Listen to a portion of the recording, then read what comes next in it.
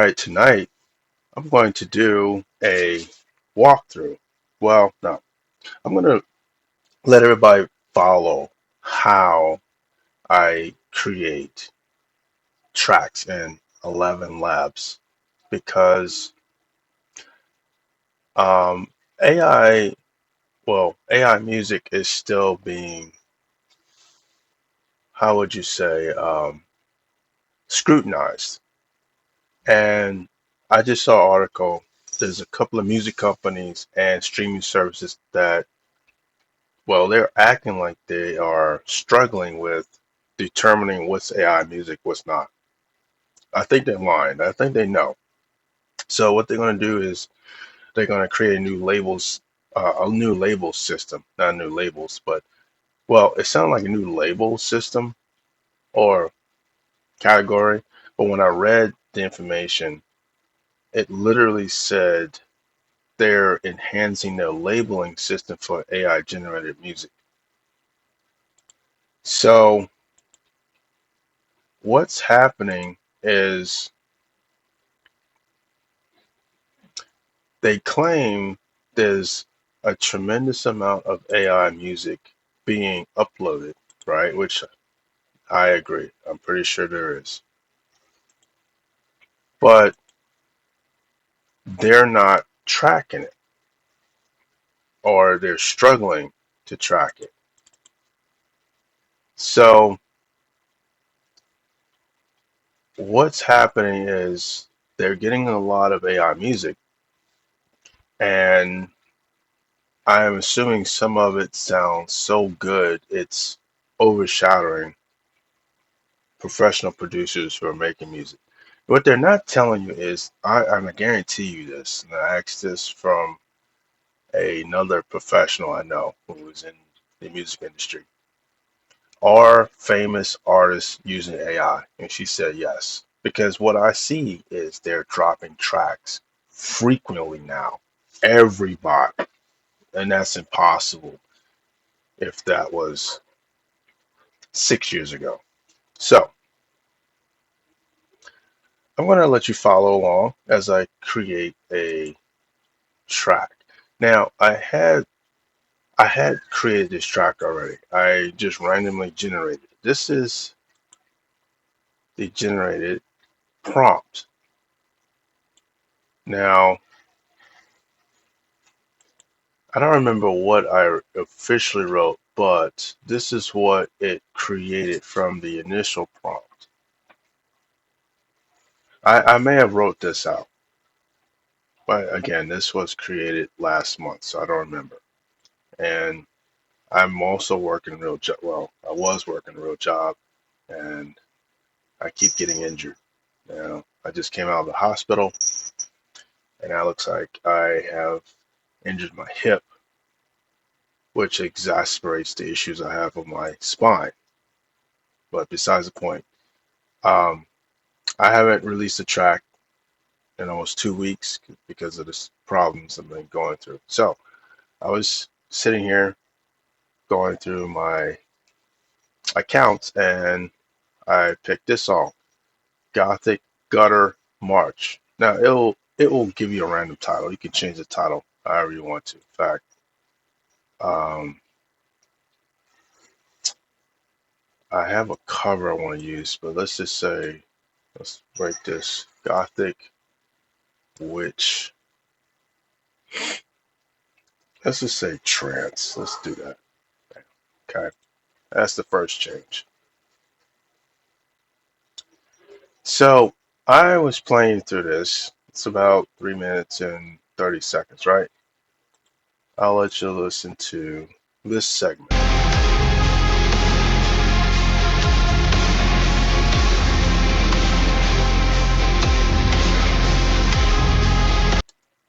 It sounds very symphonic, right?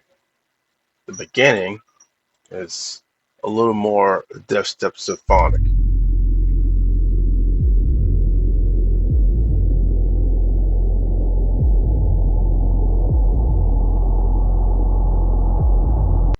right? Okay, so what got my attention was what I wrote here. Shift to metalcore with slow, hard-hitting wobble bass line, glowing pan snare lines. That's this section here. Let's back up some.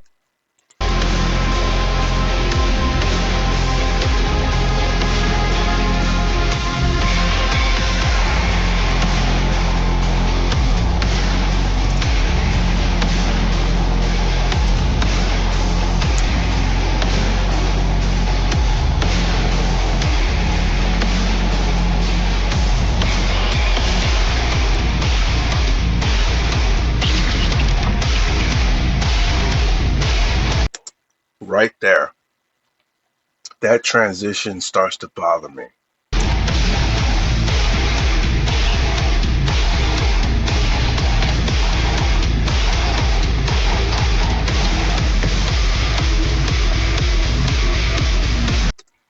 And now it shifted into the hard wobble aesthetic with a little bit of a metalcore. Now, I like to mix genres. That's how you can create new music, new ideas, cross mixing genres, especially if you're going to use AI. That's the smartest thing to do because if you just throw in one genre like desktop, create a desktop track, it's almost going to sound like everybody else's. You may even get hit with, oh, you copied my track.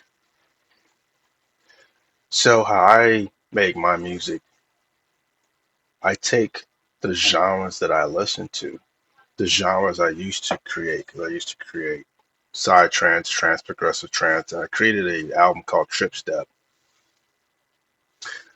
And I did a little bit of metal, and I mix it together to create a new sound. Because one problem is everybody is doing the same genre. Number two, a lot of it sounds the same. That's how bad it is. So one good thing about dubstep is it always reinvented itself. Now with AI, you have to reinvent yourself because AI is pulling samples from everybody else's pre-made tracks. So if you don't collaborate concepts together to make something fresh and new, it's going to sound like somebody else's track. So that's a little bit. Now, I thought maybe mixing desktop into goth, which is a great transition, would be interesting to have the second half transition into metalcore wobble and then back to a death step climactic shift, then a drum and bass. So let's listen to the shift.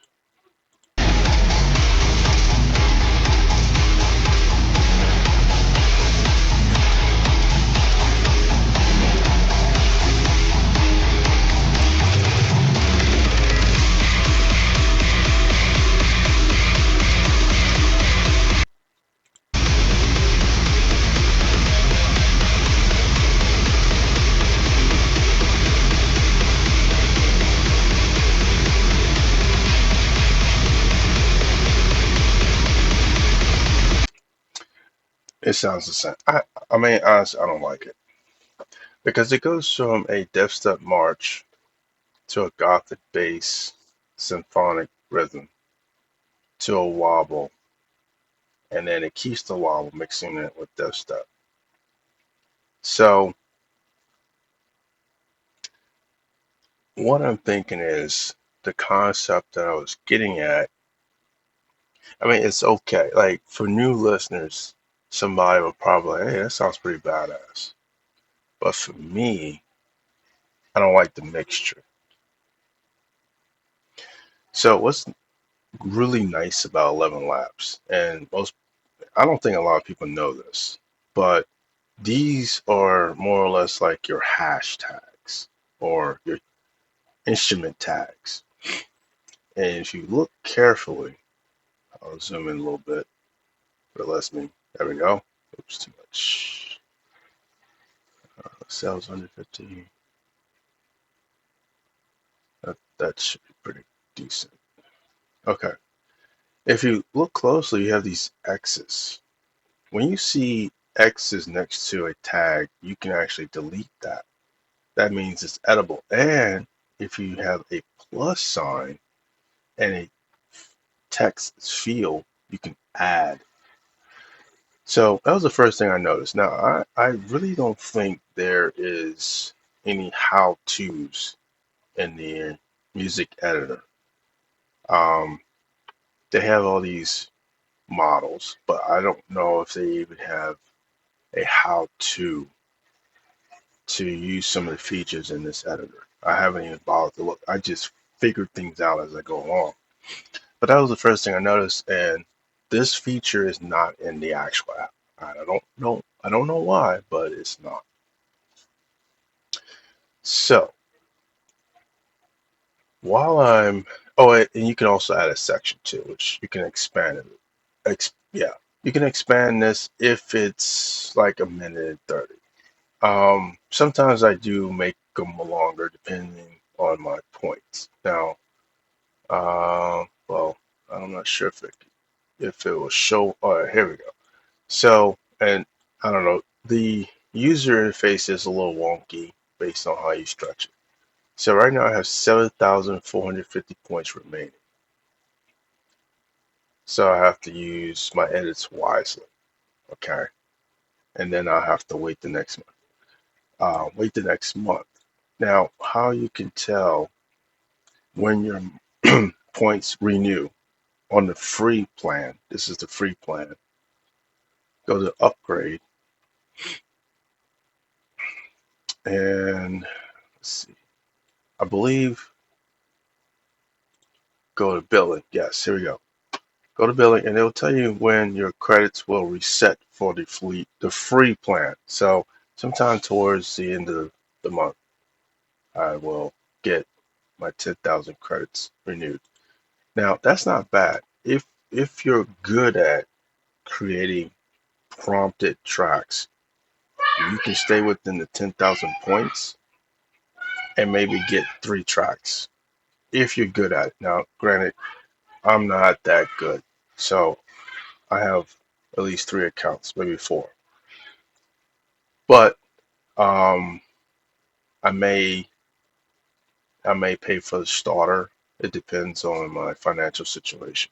Because with the starter, as you can see, you get 30,000 credits, 20 studio projects. I don't know if I even use the project. Anyway, you get to clone your voice, which is adding your voice to a track or to a dubbing or text to speech, whatever. Access to Dubbing Studio, commercial license for speech and music, which allows you to download the track. But that's how you know when your points are going to be renewed.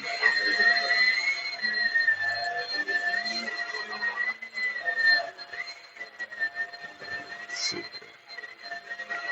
Oh, here we go. And as you can see, the title remains the same. So once you change it, it will stay that way.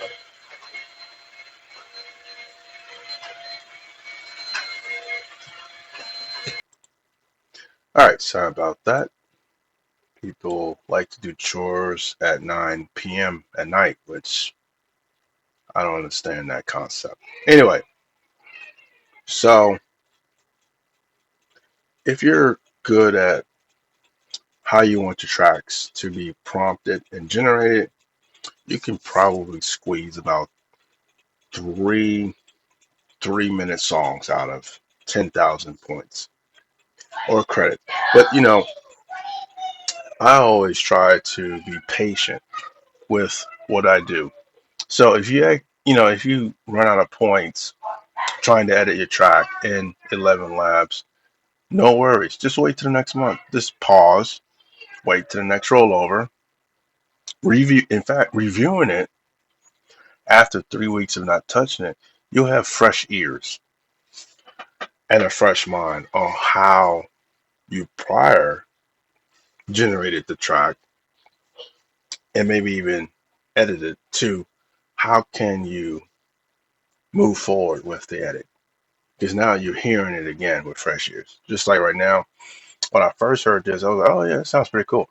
Now I'm listening to it almost a month later. I'm like, I don't like the second, at least me personally, I don't like the second half. So what I'm going to do is I'm going to review each section through the tags or the prompted tags. And what I'm thinking is, let's see, this says interlude goth bass, which that's okay. So to explain this prompt section called global styles, all right, this is general. So in general, for the style of the entire track, it's going to use deathstep, metalcore, hybrid electronic metal, dark symphonic goth, slow march, glitchy sound design, wobble bass, pan snare, double kick drum, aggressive atmosphere, heavy bass. Now, if you don't like a particular genre, you can actually remove it from the global styles and it will redo the whole track, which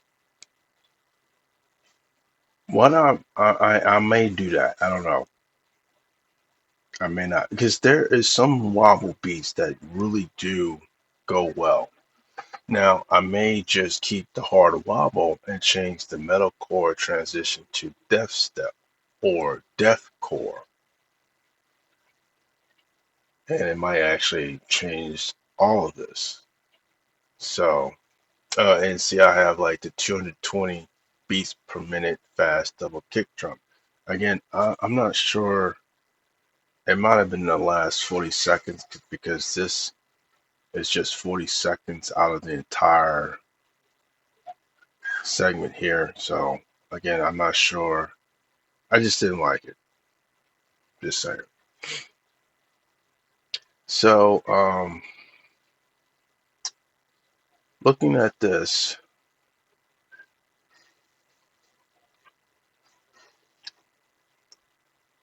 the death march, yeah, the slow march and tempo glitchy textures, metalcore kick drum, dark atmospheric pads, ominous. This is what set the actual foundation, the ominous mood part.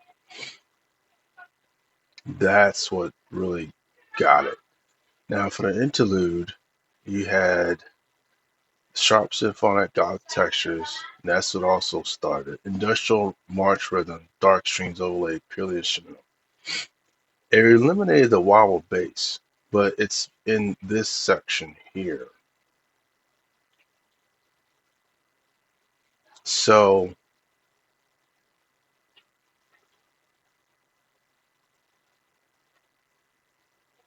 heavy wobble bass line, heavy bass guitar riff.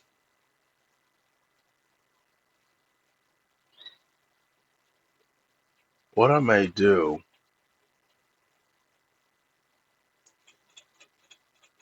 I might just take the wobble out, honestly.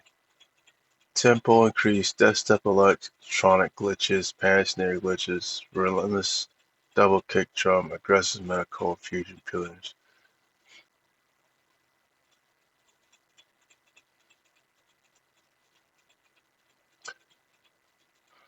I'm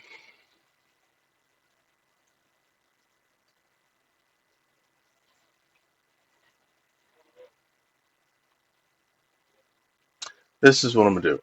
I'm going to experiment with this. This is what's nice about editing in the prompt mode. I'm going to add deathcore. Well, no, yeah, metalcore, darkcore. Let's do this. Darkcore groove, and you hit enter after you finish typing.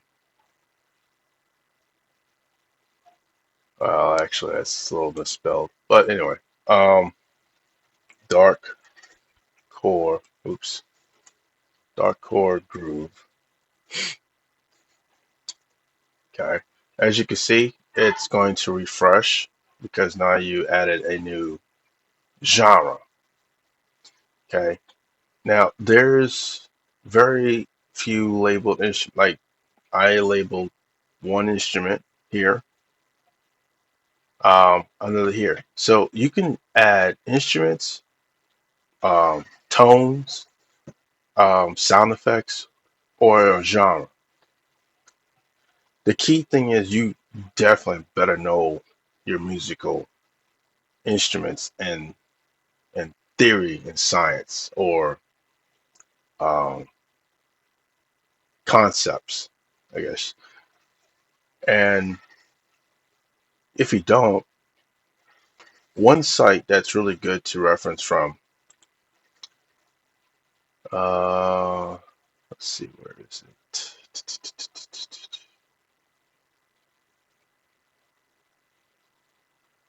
Looperman. Open Looperman and look at some of the instruments and genres in there, and then pick a name and then put it in your prompt. It's very helpful. Or you can use FL Studio, which I still haven't installed back on this computer. I had an older computer I was using for sound editing, and once I transferred apps, I didn't put FL Studio back on because I was experimenting with AI. Getting better at it. Yeah, I'm getting better at it. Still, still some hard work to do. A lot of hard work. Okay, and it actually will tell you what you did. So it says song composition has been updated. Generate to apply changes to your song. Metalcore transition, hard wobble style change. Yes, it has changed. So yes, so I'm going to add darkcore groove, and then I might just change this to death step. Now, death step and metal or death metal. You know what? I might do heavy death metal bass line because death metal has some good bass lines. I'm not gonna lie. In fact, I would have to say they are the ones that transitioned to dubstep and created death step because death metal has some really nice bass lines with their kick drums and then they just distort them. So we're gonna do heavy death metal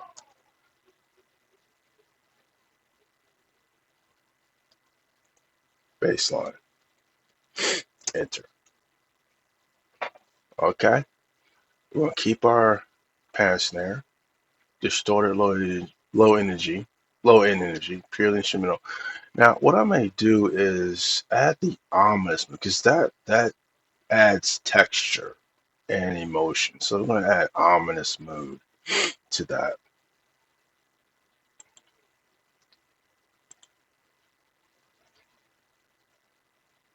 Oops. Oh man. Sometimes I forget how to spell, and a lot of it's because you have auto fill, auto spell, and or auto correct or keyword fill. And once you get used to that, you just start plugging in words you forget how to spell. I'm not embarrassed to admit that or to say it, but yeah, the texting generation is ruining our level of spelling, which is interesting because texting was a big thing. Then came along autocorrect, punctuation. Now we have keyword plugins, which I'm pretty sure everybody uses, especially if you're driving. I mean, I admit it, I text and drive. I will admit that. So when I'm texting and drive, I try to use um, keyword plugins so I don't have to type it all out. The other method I do is voice voice messaging. Okay, so you know what? I don't know if I want vocals.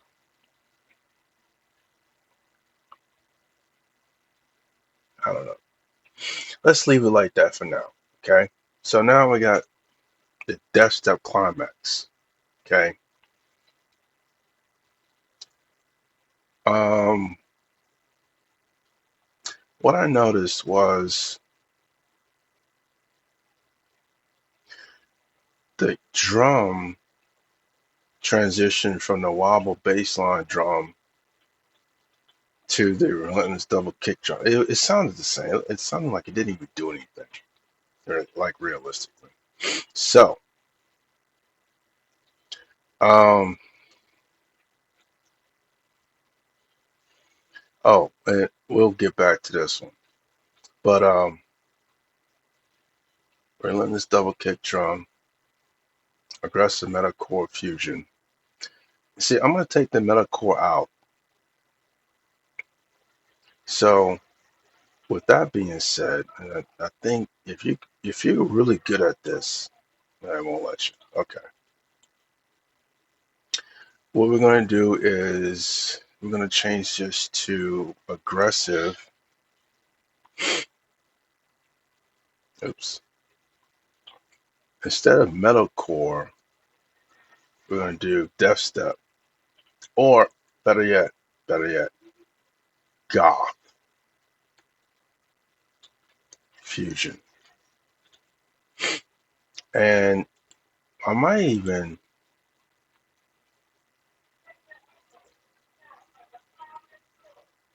do this dark goth fusion. Enter. Okay. That's going to replace this. Okay. Now we have depth step, tempo increase, relentless double kick jump. Because I think that's what transitioned from this here. Okay. All right. So the last part,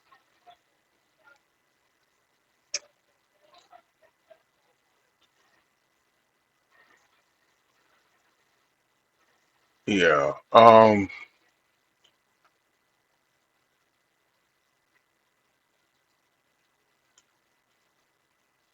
Let's add the ominous mood also. Wait, let's hold on.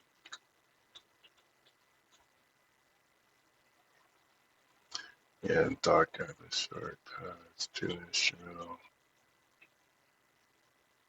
So they have the aggressive atmosphere.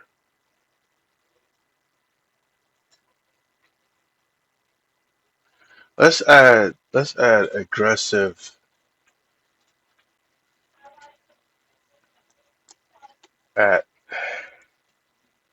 atmosphere here, or let's do aggressive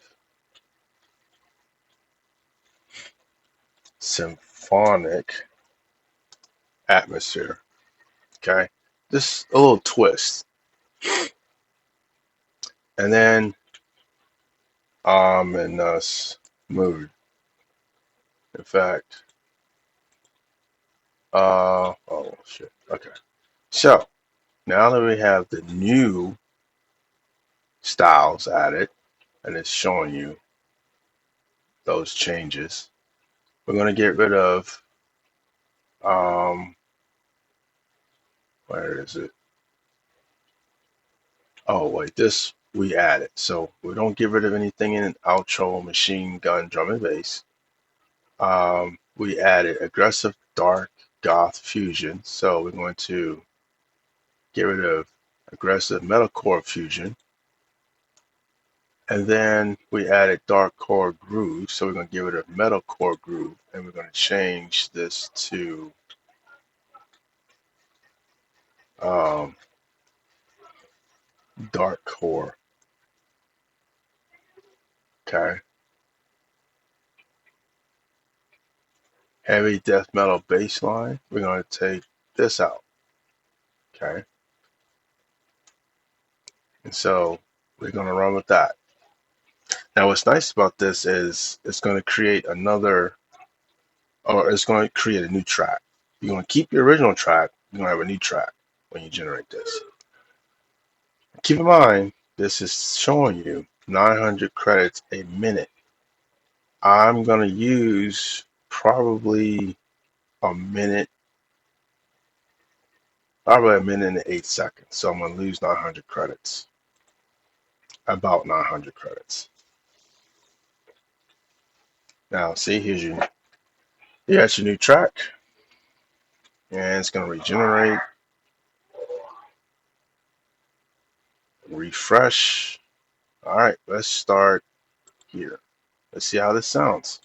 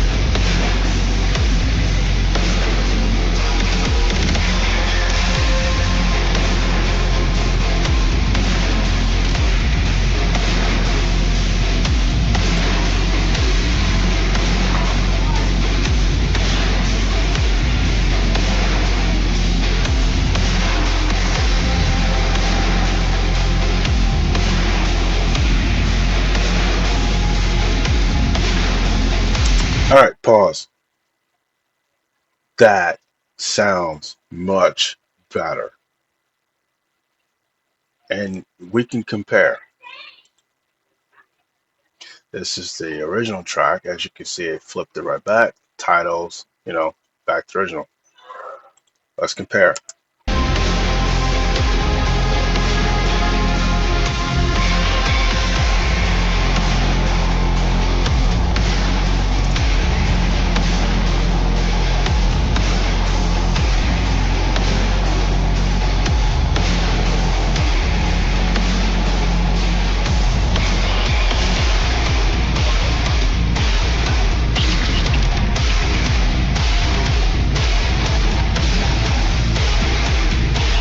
Enough said.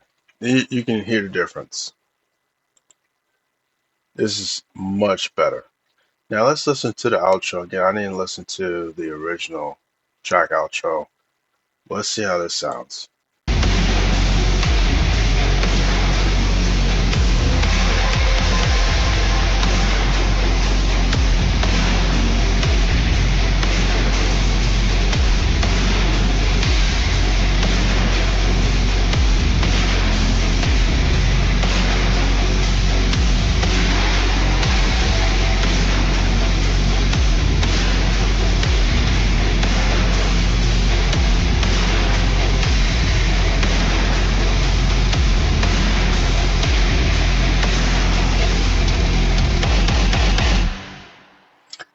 Not bad. Not bad. I love it. So now you have an idea how I edit my music in 11 Labs, which gives you a lot of room to edit without going to the editor. Now, they claim they have a editor, but, well, actually, you know what? Never mind. But yeah, this gives you a whole lot more prompt control for music editing. And you're literally editing with words. Ergo, you better know how to create music because you have to know the terminology of what tools, instruments, beats, tones, sound effects you're going to use. You have to. I would have to say you have to at least know the genres. If you don't know what genre of music you're listening to and how each main genre breaks into a subgenre and then to another subgenre remix or mix or hybrid mix, you're just gonna make a typical AI track that's gonna sound like slop. And you're gonna be put in the category of AI slop. And I hear a lot of AI slop, a lot. In fact, let me show you something. All right, let's see here. Um, let's go back here. A lot of this is AI slop. I'm not gonna lie. I heard some of the tracks terrible, fucking terrible. Basic genres like classical, orchestral, like seriously, you can tell people are not very versed in what's out there. I mean, cinematic, ambient, no, nothing wrong with ambient. Trust me, nothing wrong. But orchestral classical, orchestral piano music, or it's like the basic stuff most people don't even listen to. Now, I want to hear this. Let's listen to this. Yeah, no, that's number one. That's not even ambient. I'm sorry, it's not. Ambient is slow, atmospheric, cinematic music almost. It's like what the fuck is this? That's not first. It's not cinematic. It's electronic, but it's not ambient or cinematic. And that's the key. You have to know your music. You have to still be able to create music and know what genre you're creating music for. Because if you don't, you just gonna have AI create you something and it's gonna slap the genre that you ask it to make. I can't even talk. You're gonna have it slap a genre that you ask it to create. And it's gonna sound like bullshit with the genre titles that you told it to create. You have to understand AI is not human, it's code. It's coded to pull samples to match what you're asking it to generate. You still gotta use your brain. You still gotta use your skills to correct the tool you're using. AI is a tool. If you use it to create stuff like it's a human being, you're not gonna come up with some good stuff. It's it's not that perfect yet. It's not even at the level of human conceptual thinking yet. That's probably another 30, 60 years from now. And that's where things gonna get scary. If we even still alive by then. But a lot of this is AI slop. Literally. Let's see. Lo-fi, ambient, cinematic. Watch this.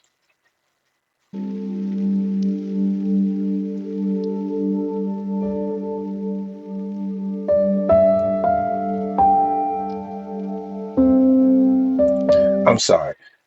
I used to play piano. That's terrible. That sounds like a beginner.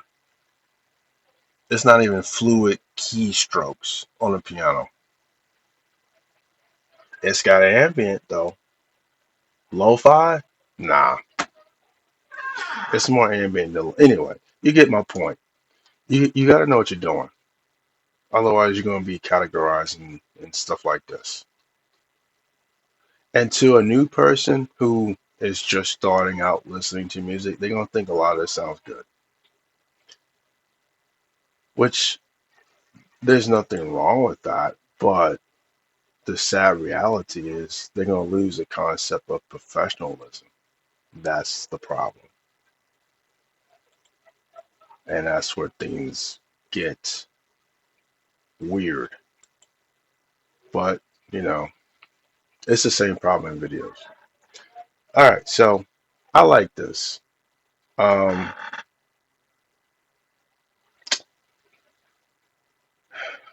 the other thing I tend to do is sometimes I may, if the song sounds interesting, I may extend it. Now, I may not. I'm debating, but I may not. Hold on. If I do, what I'm gonna do is,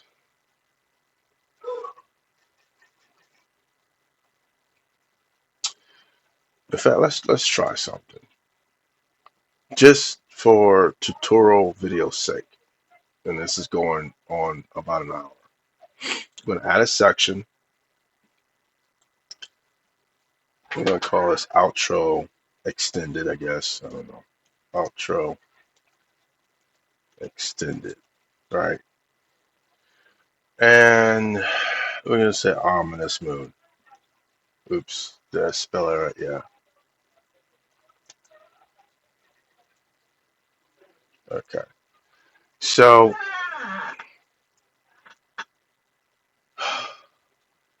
you have your what you want generated and what you want excluded.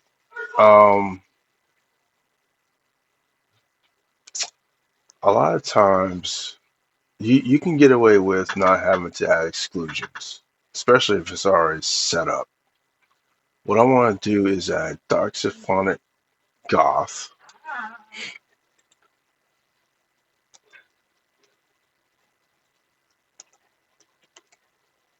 enter. Then you have slow march, and tempo, which is kind of slant, kind of the same, but this is more the track follows this pattern, but this is actually telling you exactly how you want your slow march. So what I may do, we're gonna add the ominous mood too. Ominous mood. Okay, and then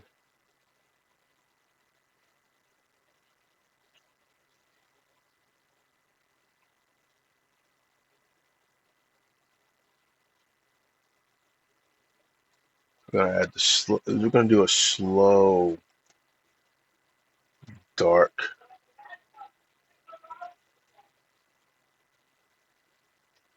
goth fusion, and try to keep the curse out of the way. I don't know. I have a habit. Let it sit in my way where I can't see, unless you know exactly what you're typing. Okay, so now we added that.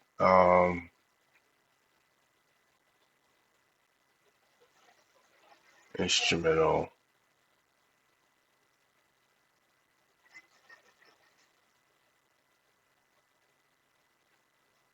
Well, I might even add distorted low end energy, just out of curiosity. Like I said, move your cursor out the way so you can see what you're doing. Enter. Now, here for excluding, we're going to do, oh, actually, see, we're going to slow the tempo down too. So, slow march tempo, we're going to add that. Slow march tempo. Okay. We're going to exclude laid back beats, which I don't know if that's even necessary.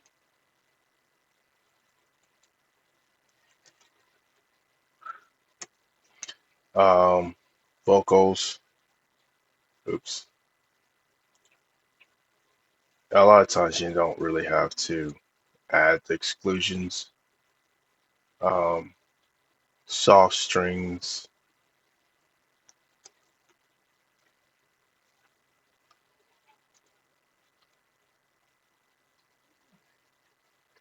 Ambient pads. Acoustic guitar.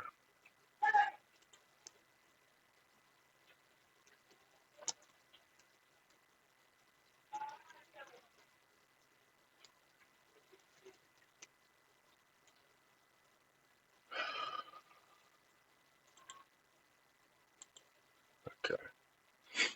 So that's oh yeah. Intro. So we got fast tempo, bright synthetic LEDs. So we'll add that in the exclusion. Fast tempo. Oops. Enter bright. Actually, I don't remember what exactly they had up here. Bright synth LEDs.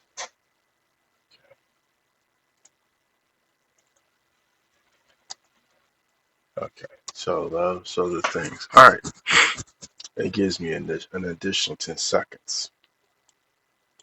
This is another thing people don't know. You see this little timer here? Click it.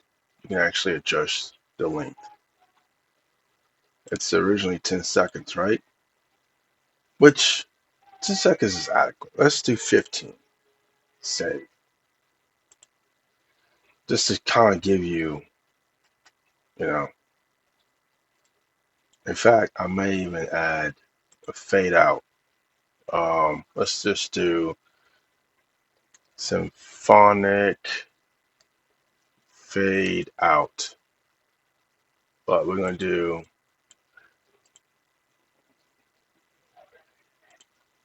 symphonic. Where's the fuck is my cursor? Oh, there it is. Goth fade out. All right. Now that's. I'm not sure if that's exactly a minute, but we'll generate it. In fact, let's check how much generated points I have up. I used about half. So yeah. So I'm actually editing about a minute, which is not bad. Okay, go with this. And this is just playing around, testing. We're gonna see how this turns out.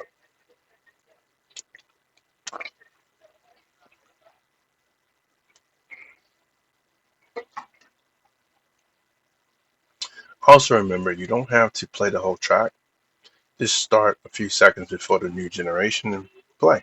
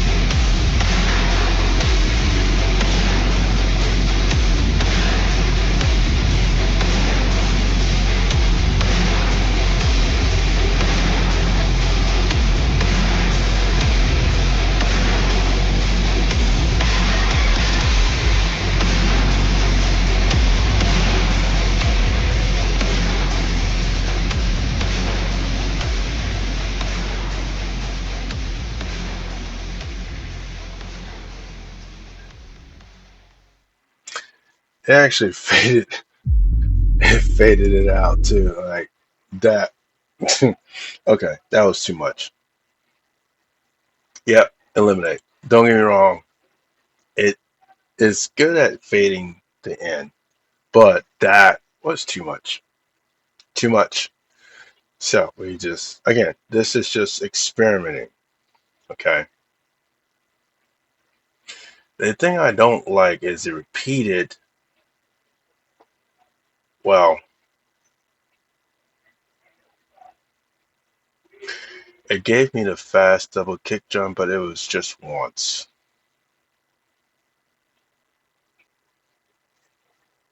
So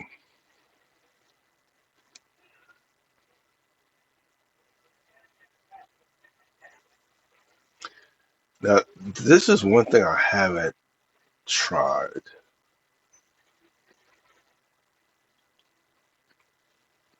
Let's see here. Let's try something. Let's type 220 B ah, BPM fast double kick. Oops, drum.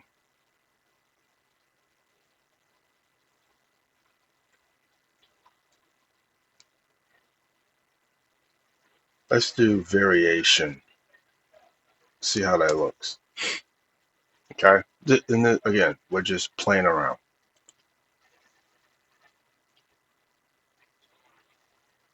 I might be close to running out of credits here.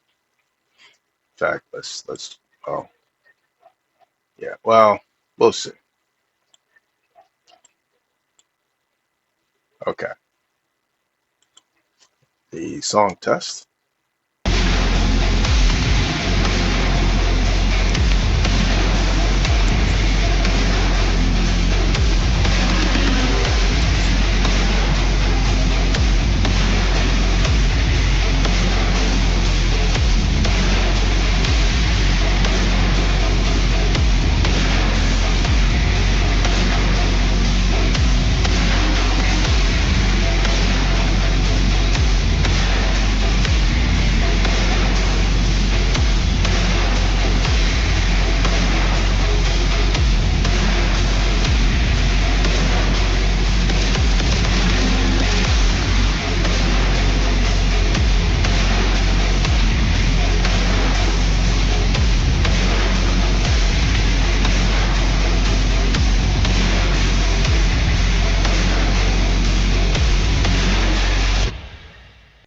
It sounded just like the second. It sounded like this one. I'm not gonna lie. It sounded very similar to this one.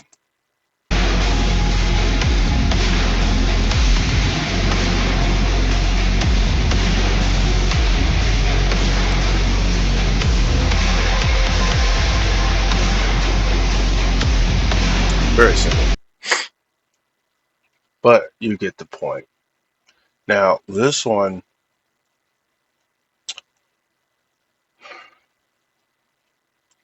hold on.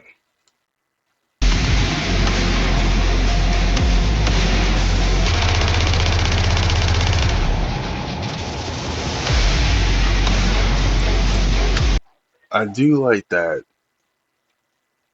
220 beats per minute ending, and it transitions back, which bothers me.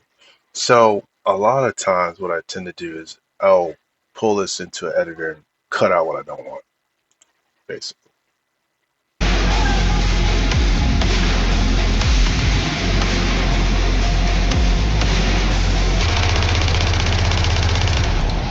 I would probably cut that out, and then I don't know. Yeah, I probably, I can't even talk tonight. I probably will just, I might go with this one. I'll thumbs up this one, but then just edit this part out.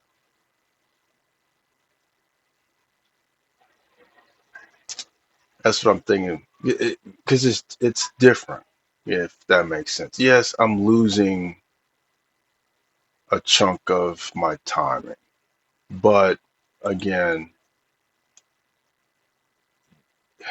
as long as it's more than a minute and 30 seconds, it really doesn't matter, right? Or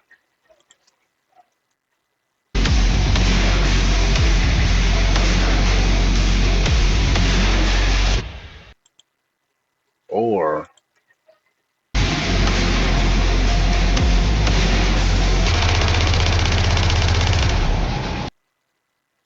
I could probably take those two tracks, cut out this section here and add it to this track at the very end.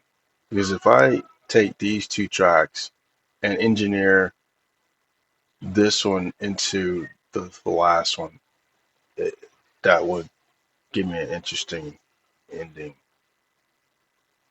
maybe. I may do that. Yeah. At least I could play with it. So let's do that.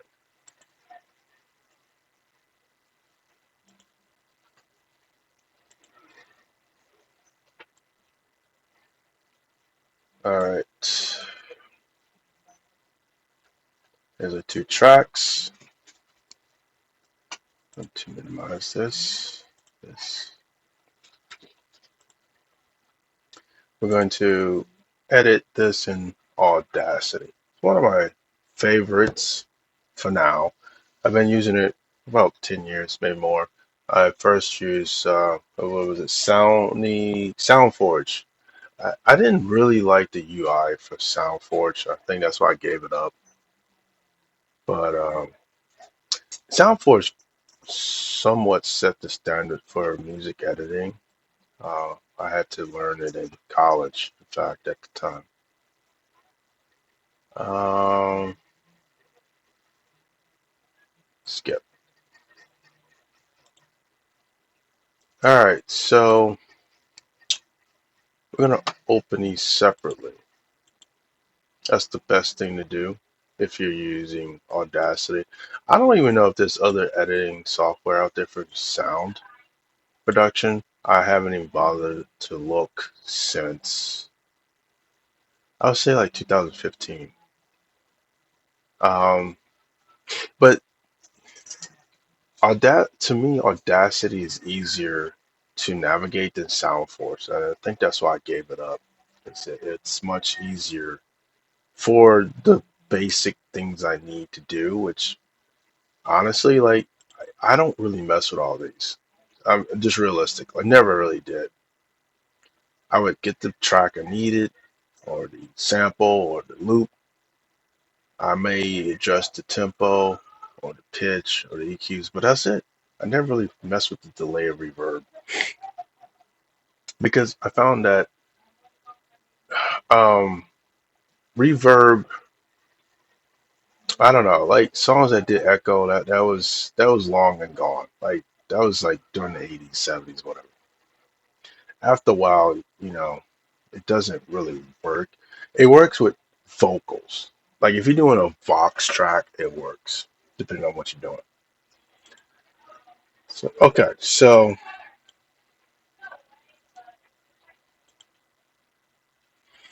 yeah, it should be right in here. We're gonna zoom in a bit.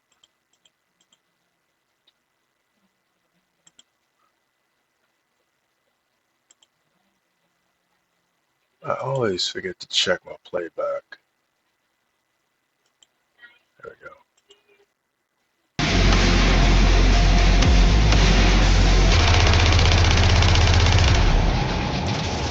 So it's like right in this area here.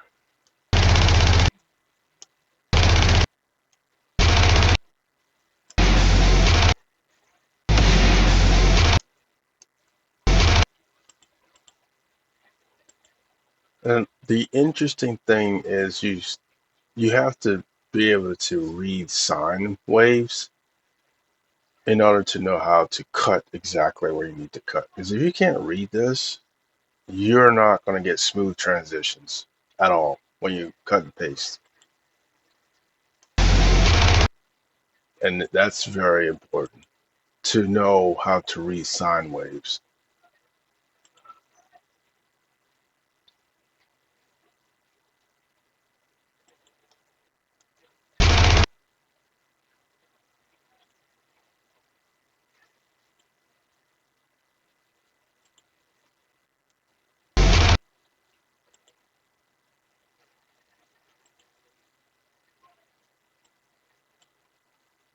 As you can see, I located where the 220 beats per second kick drum took place. I'm going to highlight how far I want to go with this.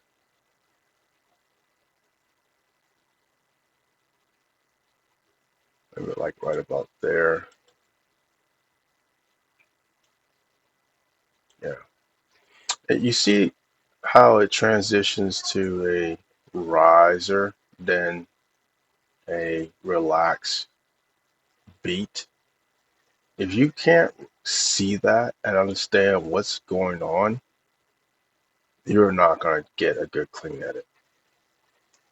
Because sound transmits in waves.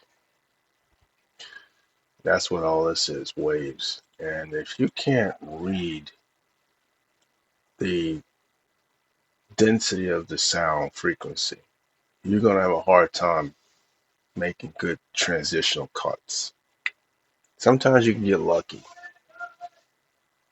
and then sometimes it is. Now, I will say this: if you're not good at reading sound waves, sine waves, however you want to call it, you will be best, and I behoove people to use transitional fading, because at least if you get the cut as close as possible, you can overlap like about a second or two and transition the two tracks together, and it will sound smooth in that regard. It won't be the best, but at least it'll sound smooth in that regard. All right, so I'm gonna cut about that much, but this is what I'm gonna do. I'm going to duplicate. Bam. See, now I have it separate. Mute, close that track or condense it. Okay.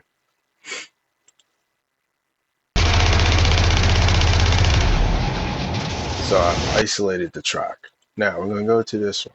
Okay. Right here.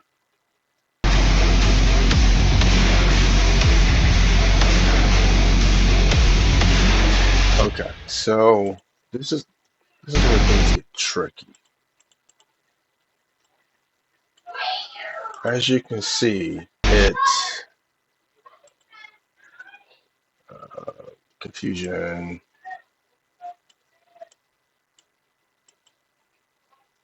It's not always good to have animated backgrounds because it will slow down your foreground processing, no matter what graphic chip you use.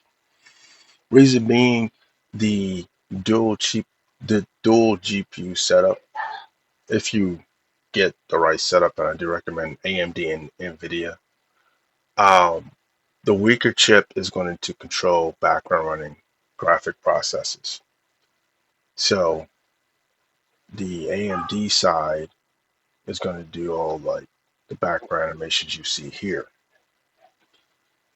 The NVIDIA is going to work with the current activities. If your memory runs low on the subsidiary chipset, you will have lag or crashes. Animation loops does cause memory usage and memory bleeding and memory crashes. So just be careful with that. It's one of the reasons why um, Microsoft really didn't promote animated backdrops, because it's basically you're looping a movie and it's storing how long it plays, how long it has to play, what's the next. It stores all that in temporary files and it keeps track of all that. So just a little side note. So if you see things lagging on my desktop, that's because it's this animated background consuming the memory on the GPU. Anyway, I digress. So we have this drop right here. So what we're going to try to do is transition this track on the fade out. I might even, I might just fade that out completely. So what we're going to do is we're going to create a new track, add new stereo. Okay, we're going to unhighlight everything because you want to make sure nothing's highlighted before you do this step. Double click on the track you want to work on, select copy, go to the next track project. That's key. Make sure your new track is highlighted, as you can see. Select paste. Use the smart clip selection.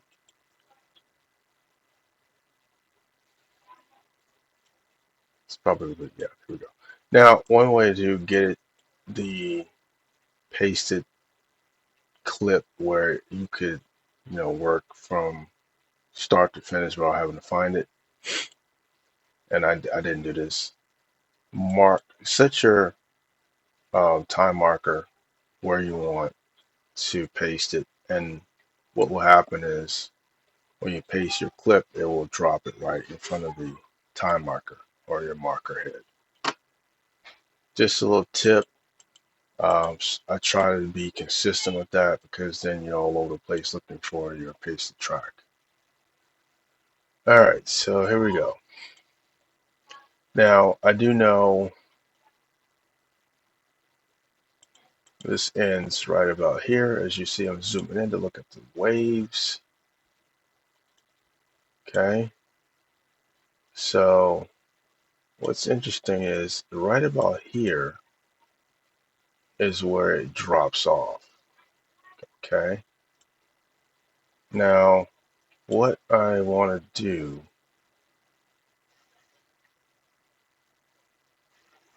I want to create a fade out. So actually, I have a copy. We'll just play with this one. Okay.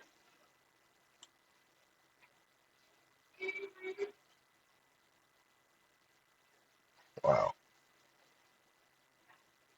So we have about 10, well, maybe 15 milliseconds.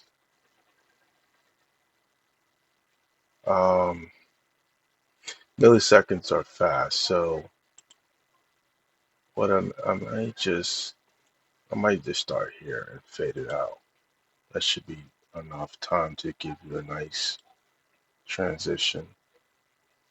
We're gonna do a studio fade out. I'm not sure what's the difference, but anyway. All right. Zoom out. This is gonna blend naturally because I have two separate tracks.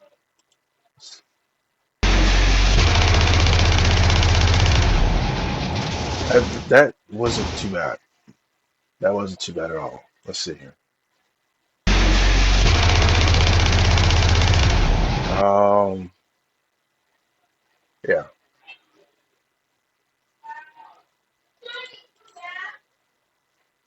I may.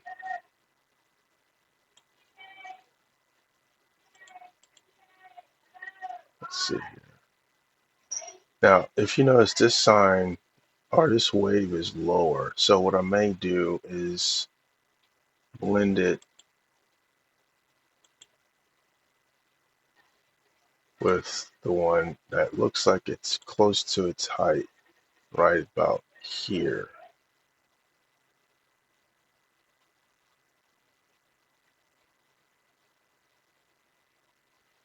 Might even just edge it over just a little bit.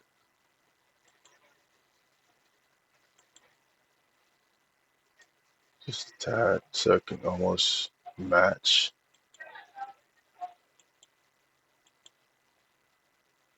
Actually, it's actually hitting dead on, almost dead on. So we'll test that. We'll test that and see.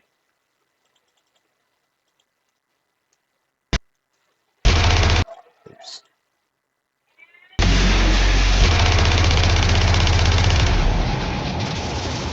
Not bad. Not bad.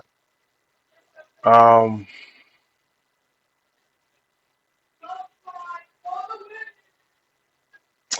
I do like how it drops, but again,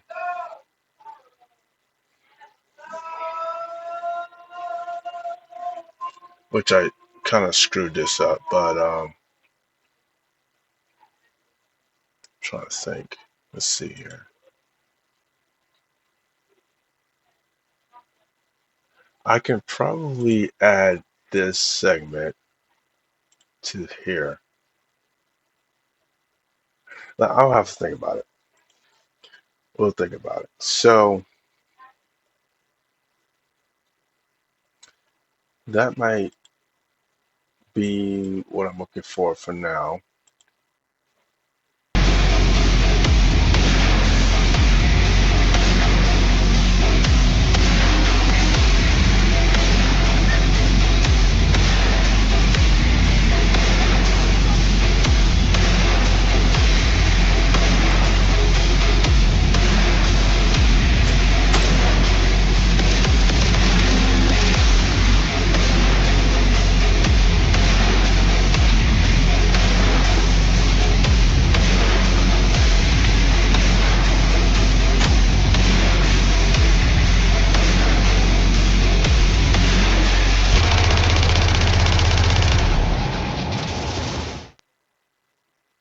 Yeah, I might just stick with that.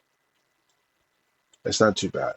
But before I render it, I'm going to take a break, then come back to it. But I do like what is going on right now.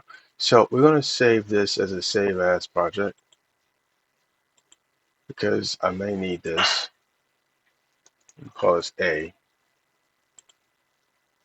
okay? And then we'll leave this here, just lingering. And then we'll come back to it in a little bit, just to see if it's still acceptable. All right, I'm back. I played it through my actual sound system with two 8-inch tower speakers, two 8-inch subs. It sounds really great.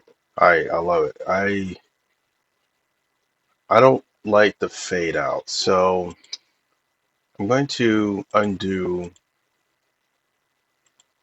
a lot of this,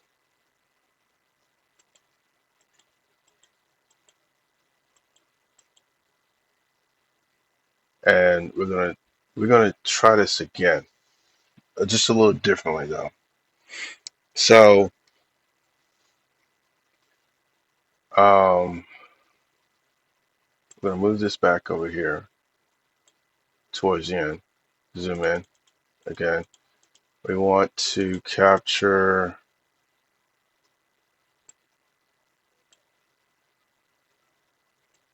Now, what I'm thinking is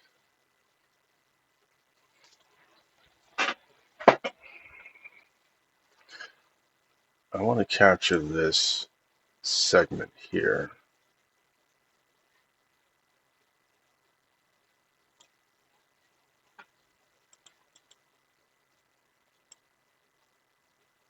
All right, so we're going to duplicate this also. So we'll have something to work with. Okay. Um, the next step, which is a lot cleaner, I'm going to collapse or minimize the portion I want to edit. Now, if you minimize sections of your track, you can actually re-extend them. And the nice thing too is if you was to cut that portion out, what Audacity allows you to do is you can re-extend the end part that you cut, and you could pull out the hidden track that was cut out. So that's nice because most editors, if you cut a certain chunk out the track, that's it. You cannot get it back. FL Studio does allow the same scenario. So if like you cut certain sections out the track, if you extend from that endpoint out, you will regenerate your track. So it's a nice editing feature. Okay, so again, and we want to make sure, yes. So what I did last time, I give this highlight, merged the beginning of this cut with this wave. So what we're going to do is try to line them up as close as we can because you want a smooth transition. Jesus. You want a smooth transition. So somewhere, let's say like right in here, you want to line it up there. Okay. Let's see. Now it's lined up. All right. You zoom out. Now, this is where it gets weird because again, I like the way this ends. Let's stick this over here. Okay. Let's play this. And you see how it ends just like the first track, but this is a riser and a drop to a fade out. We don't want that much of a sharp. drop between a riser and a fade out. So I gotta find a even point. Well, actually, listening. Let's hold on. It kind of works like that. Yeah, I do. I like how that sound, but we need it to be smooth. Okay, so for it to be smooth, we gotta find a good transition point. All right. Once again, we zoom in. Okay. So let's see here. A lot of times, what I'll do an overlap. So let's just say from this point to this point.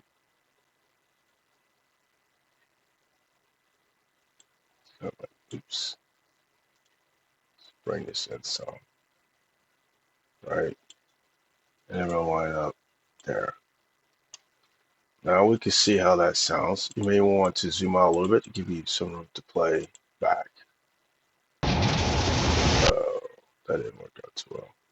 Wonder why. Let's try that again. That's a little better. That's a little cleaner. That that sounds a lot cleaner. I might stick with that. Now we're going to pull this in some because that's way too much silence. Um, oops.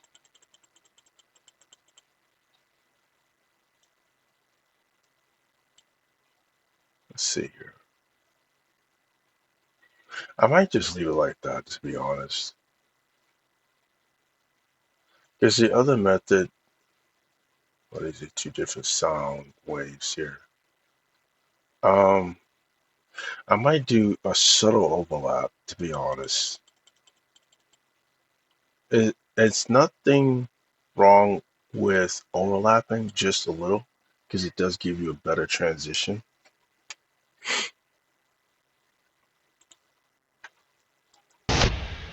Not much, but it was a little bit better. All right, we'll stick with that. All right, full screen. Going to shrink these views a little bit. Now, this is the premise of engineering, re-engineering tracks. With AI, you're gonna have to be really good at it. I mean, depending on how well you can mix key instruments with genres, with tones in your prompt, you might get a good track. If you get a mess, it's good to know engineering. Separating a track, breaking it into pieces, and rearranging it, and splicing it all back together. It's a way to make loops too.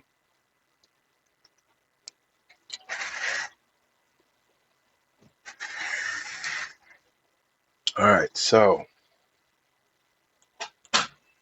we're gonna go to the beginning. Oops, zoom in a little bit.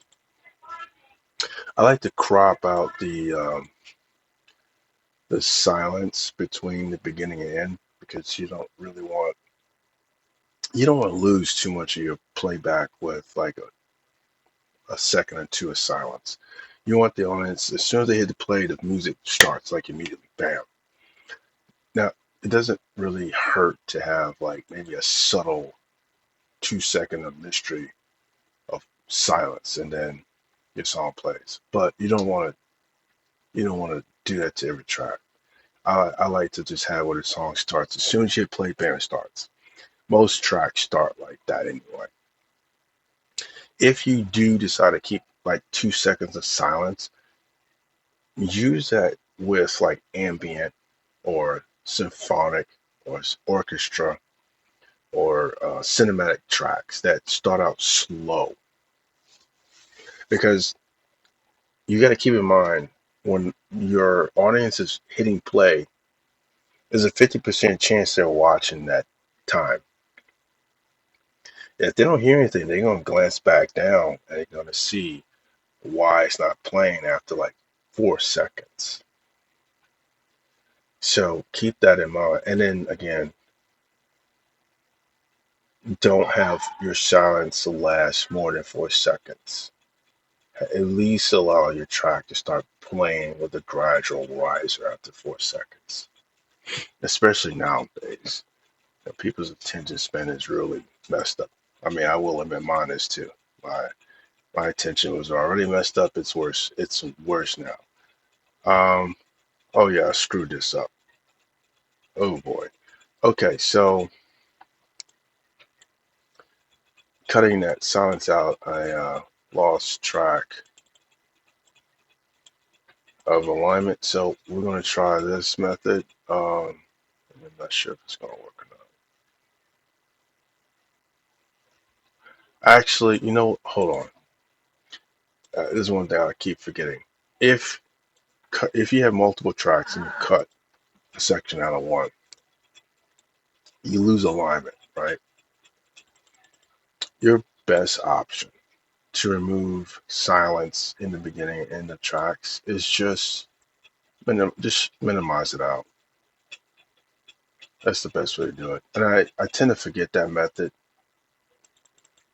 um, because sometimes I will just, shift everything back to where it should be. Because if I remembered how I had the placement, I can easily just shift it all back.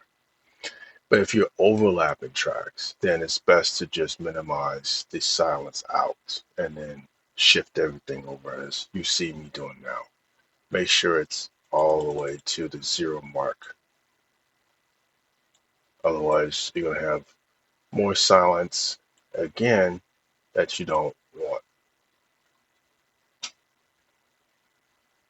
Right about there. It's good enough. So we're going to go ahead and save this. Make sure you save your projects, especially if your laptop crashes or your computer crashes. You'll still have the last place where you saved. So there you have it. We did a a track enhancement to a track re-engineering. Now, the next step, I'll actually will show this. This is going to be a concept called mastering. But in realistic terms, all I'm doing is adjusting the EQs, bass and treble. But I'm going to do it in a different manner. I'm going to do it in track bass. So what we're going to do is select duplicate after you highlight all the tracks you want to duplicate. Okay. Take the highlight off, highlight track you want to edit. I'm going to go to effect. I'm going to enhance the bass.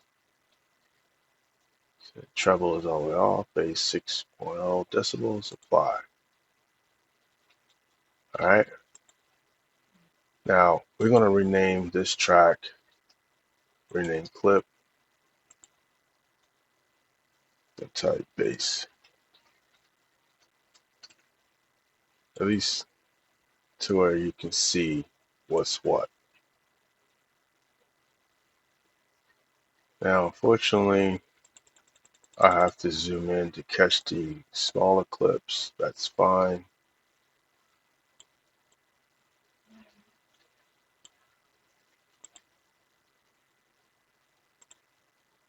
Actually, it may not even let me, which is interesting. Oh, I might have overlooked that. Bass.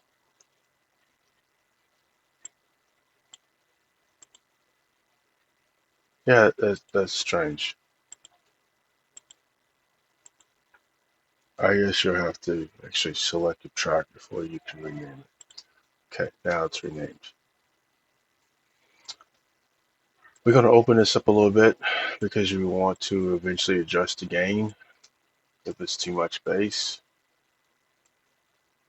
which technically it had bass already in it, so we're going to drop it down to about four, or I should say, or -4 decibels. Okay, and zoom out, and we're going to play it.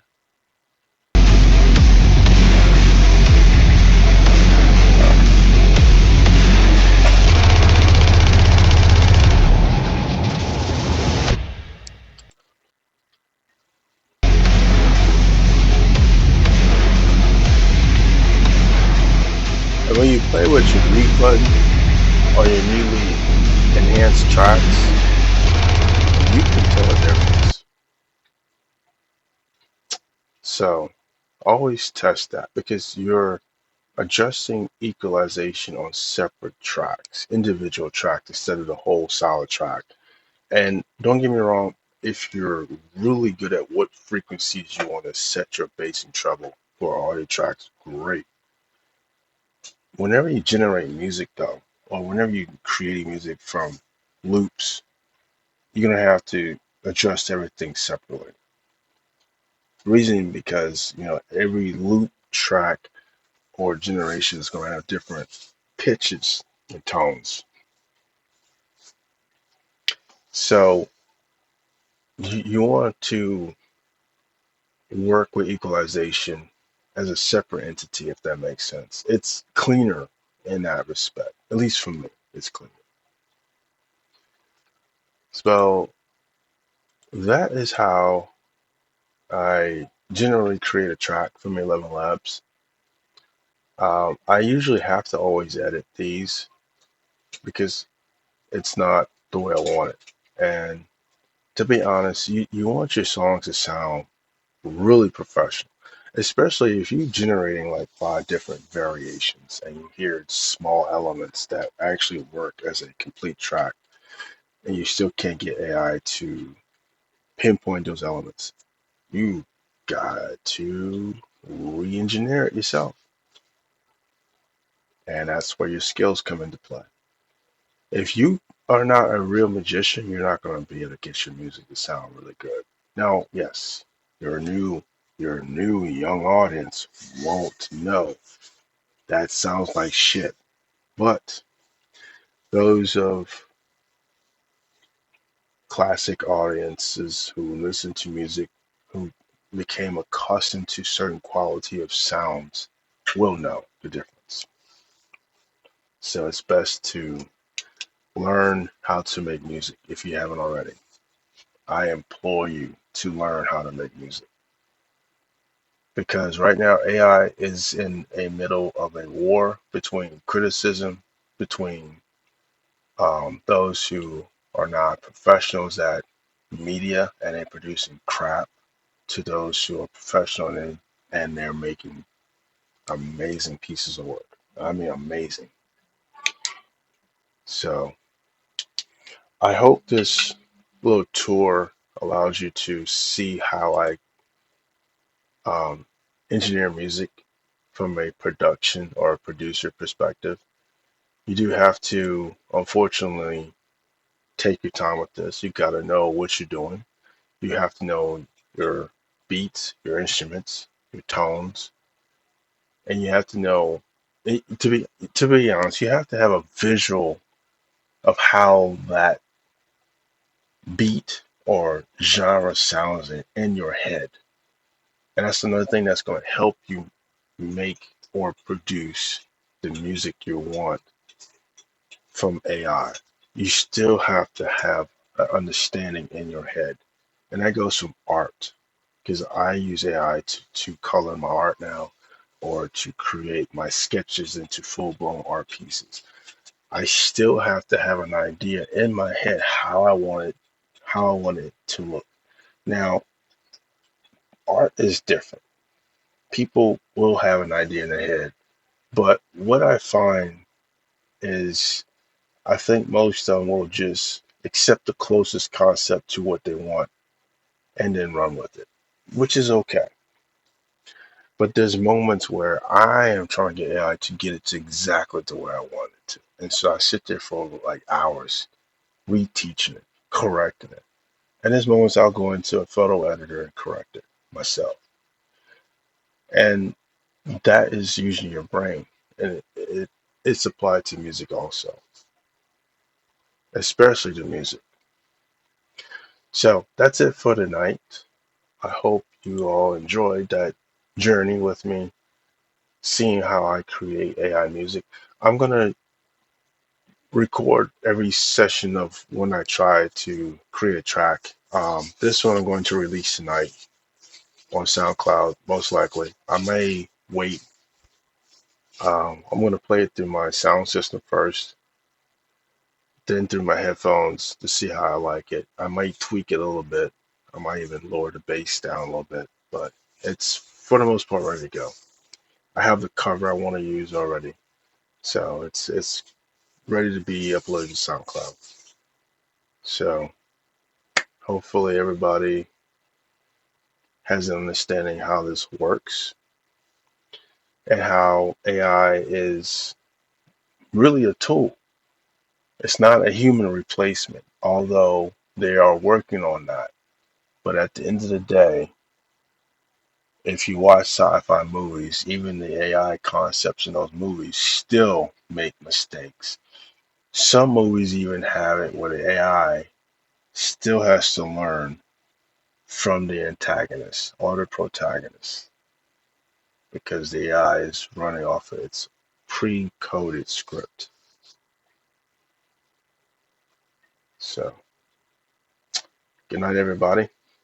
We'll see you next time.